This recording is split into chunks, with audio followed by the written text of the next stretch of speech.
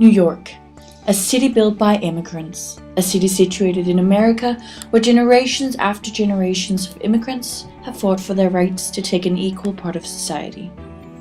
New York City, the old harbor where people settled to build the American dream.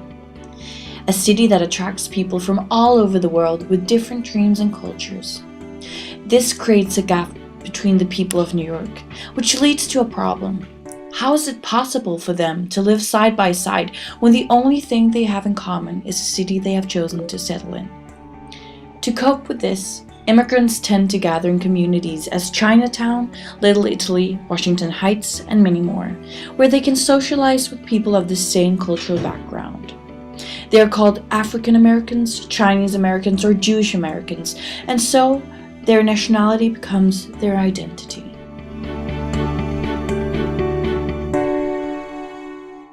My name's Allison. I was originally born in Ecuador. I moved to New Jersey when I was 8. Then after 2 years, I moved to the Bronx, and then I lived around the Bronx for a couple of years, and then I now live in Brooklyn. So I am Ecuadorian, but I live here, so I'm still deciding whether I am Ecuadorian or American or Ecuadorian American. It's very weird. If you're in the Bronx, you fit in completely, but there's also a bad notion of who you are. So you are a minority, a low-income minority in the Bronx who's probably gonna go to community college and probably goes to a really sucky public school. And I mean, if you're a minority in Manhattan, like let's say the affluent part of the city, then you know you made it out. You know, you're with the white people, and it just depends on where you are, to be completely honest. That's when I go to the Bronx, I'm completely comfortable because I've lived there. I've been there almost all of my time that I lived in the United States. Hispanics tend not to divide each other so much. So like, for example, I have Dominican friends, I have Puerto Rican friends, I have Colombian, Bolivian friends, and we all get along very well. We don't seem like, at times we do like separate each other, but we get along each other and we like each other's like cultures and things like that. But like, let's say I go to Manhattan, and it has been the case where I've been the only brown person in a room, and that's really awkward. And you're just like, whoa. Because they don't expect you to be there. Like, for example, I went to an info session for this university called Northwestern. It's a very, very competitive school. And out of 300 students, there were probably like 3 Hispanics. And that's because Northwestern is extremely competitive. And people think that race and low income go together, but that's not true. At times it seems to play that way, but it's not. But it did happen that way, that there were 3 competitive minorities in the room, and at that time it's awkward because people look at you and you're like, oh, and you feel like you're being looked at because you obviously stand out, and you're just there like, oh, damn, God, they're looking at me. It seems like the separation based on cultural background leads to a certain problem. The group you identify with decides the opportunities of the individual person.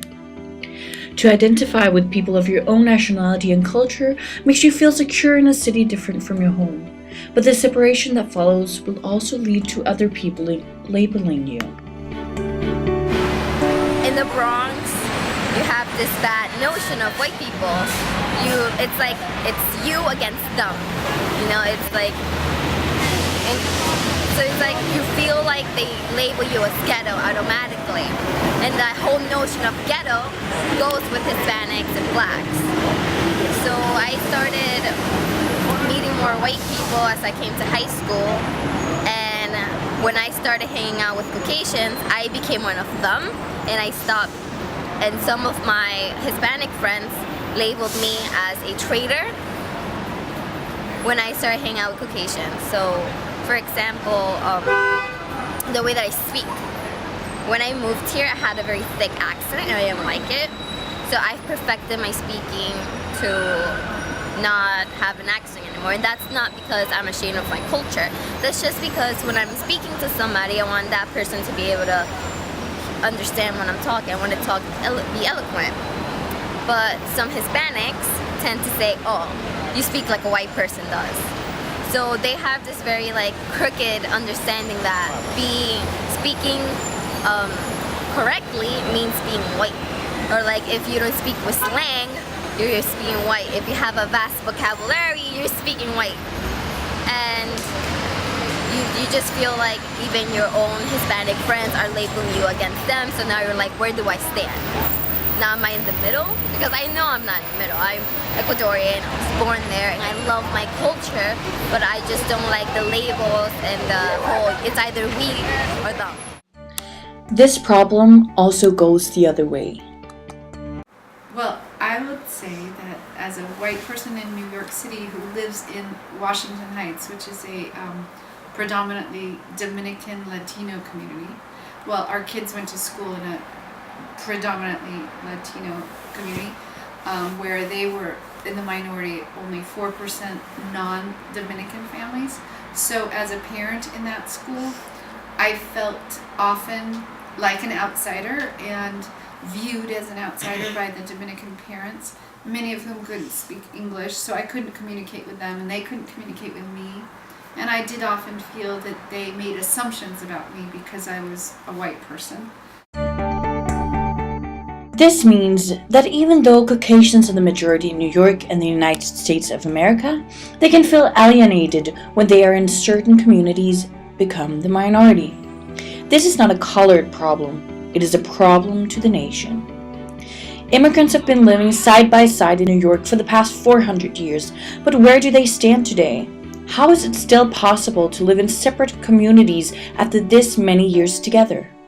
Are the cultural differences simply too big to create a joint national identity, an American identity? Does this mean that the American dream has failed?